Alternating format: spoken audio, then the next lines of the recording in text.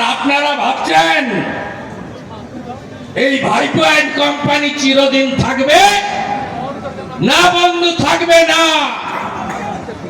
উত্তরপ্রদেশে 10 বছর আগে মুলায়ম সিং যাদব, তার বেটা, এরাই থাকবে লোক জানতো। বিহারে লোক বলতো समोसा में आलू और बिहार में लालू। जंगल राज ছিল, খতম হয়ে গেছে। অশ্রমেধের গোড়া নরেন্দ্র দামোদর দাস মোদী, ভারতীয় জনতা পার্টি, সঙ্গে অমিত শাহজি, যোগী আদিত্যনাথ জি আটকাবেন কি করে 21টা রাজ্যে বিজেপি।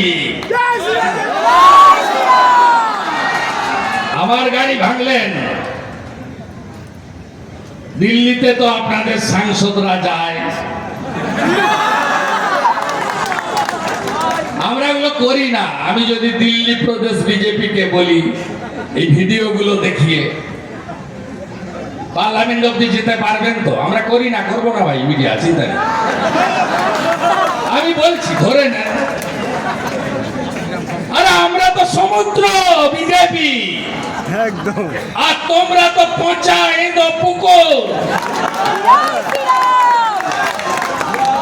কালকে অমিত শাহজি বলেছে पार्लियामेंट में आयुष्मान भारत दिल्ली तक तो चालू हो गया है, अभी बंगाल बाकी है।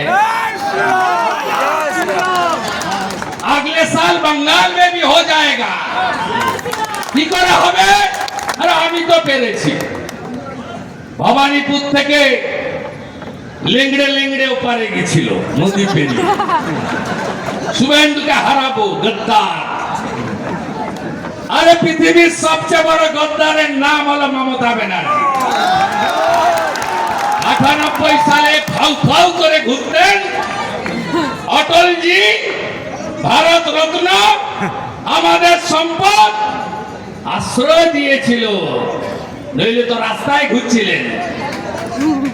অটলজির সঙ্গে বেইমানি। হসপিটালে শুয়েছিলেন, রাজীবজি এসে বললেন